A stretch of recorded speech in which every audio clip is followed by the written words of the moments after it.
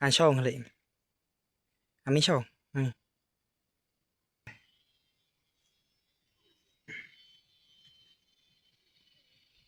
ให้ดูกอกนะนั่นแหละ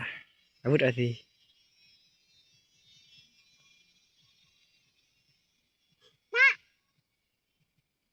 อ่าช่อง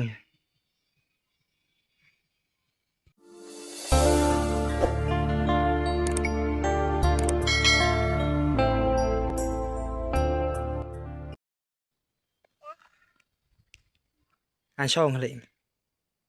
อ่ะไม่ช่องไอ้ยา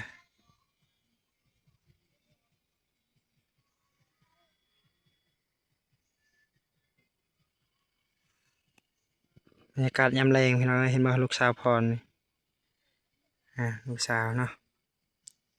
อายุก็ประมาณ4 ขวบเลยพี่น้อง4 ขวบครึ่งเลยประมาณนั้นแหละ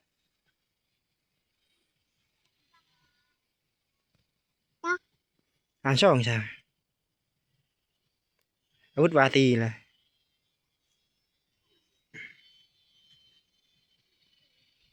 ให้ดูกอกนะ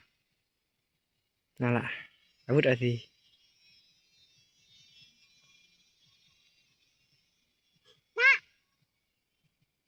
อ่าช่อง